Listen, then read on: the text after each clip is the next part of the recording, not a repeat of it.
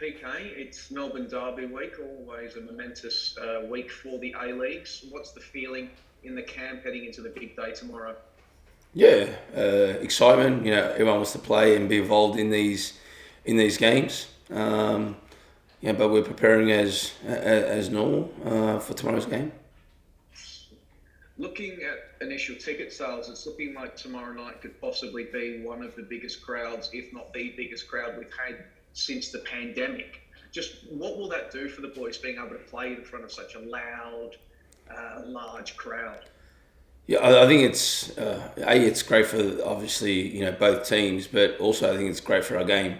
The more people and the more times that these occasions happen or these crowds come in, it's great for our game, and that's what you want. We want our game to grow, and by getting crowds like this, it helps us. And again, it's great to play, in front of big crowds because that's what you want. Looking at the squads that were released, you've got Curtis Good coming back in. You're also going to be missing Tyrus Gamorka with his red card. What's guiding your thinking in terms of your starting 11 for tomorrow, PK? So what are some of the factors you're taking into account?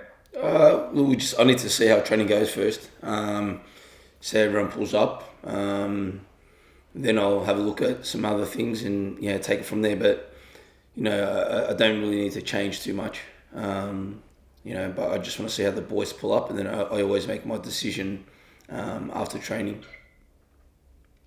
Because you've got a number of players that can play a variety of positions, which means you've got real flexibility filling the whole left back, Tyrus. Is that a nice thing to have as a coach, or is it a bit of a headache trying to figure out what the best course of action will be? I think it's always good to have competition, amongst the squad. I think it's healthy.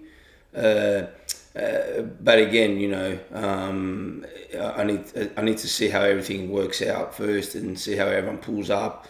Again, my decision is always based on training and how everyone pulls up, and end of the day I'll make my decision after that. It's not a headache for me at all. I pick what I think is the best team to play the game.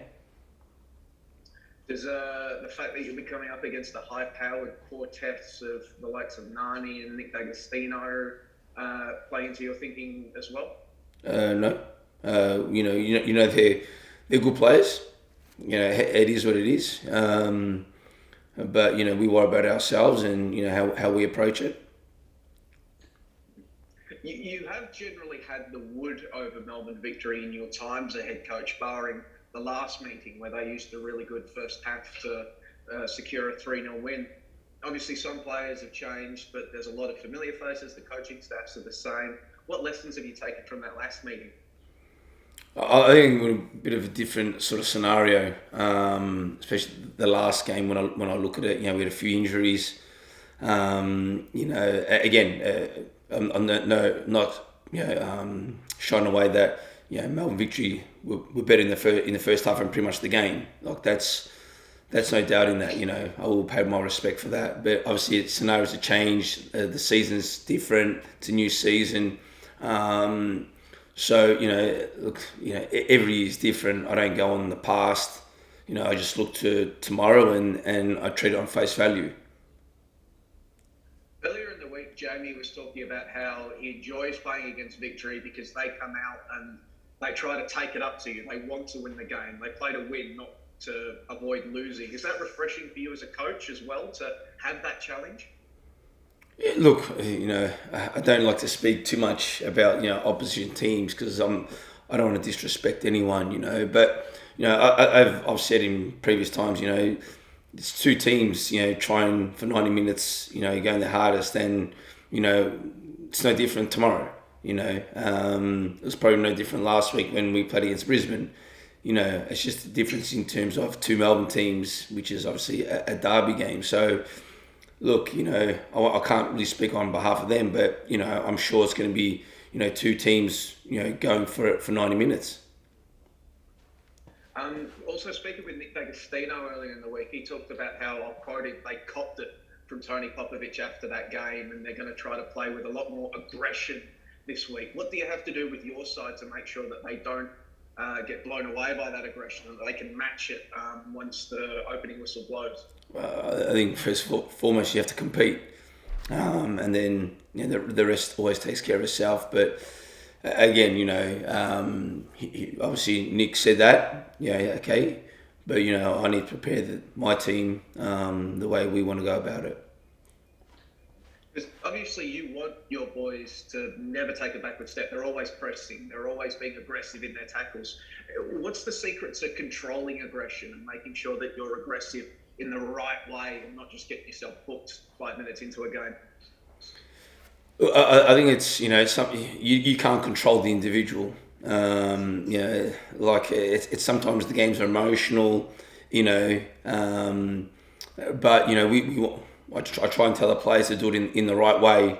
If someone gets booked, it's the yellow card. I'm not going to get angry.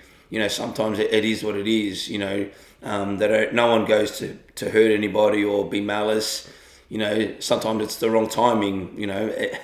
But I'll never tell the players to stop or to not get booked because they don't mean to get booked. But it is what it is. I can't control the players' aggression levels because I encourage them to go at it and be as hard as they can for 90 minutes.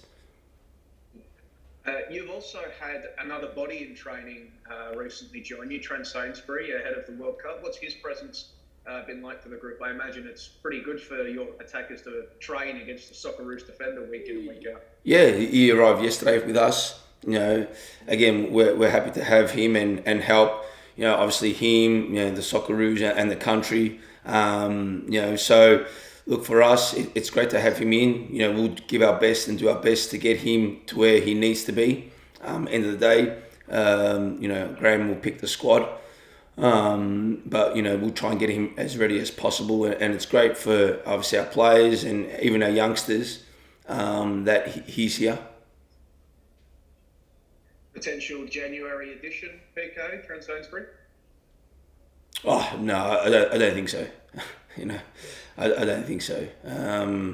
He's got another year left on his contract, I think, and he enjoys it there. So yeah, I don't think that will happen. But nice try. Got to try. Maximum points from the first couple of games. How have you seen your form in the first couple of weeks? Oh, it's okay, but there's a long way to go. It's like I said, it's only 2 games. But we need to just keep continuing to train hard and work hard and follow our processes. Yeah, at Western, obviously in the grand final rematch in the first round, do you take anything from that going into like another derby this weekend? No, not really. They're completely different games against 2 completely different teams. So not really. We just need to keep again focusing on ourselves and again working on what we need to work on.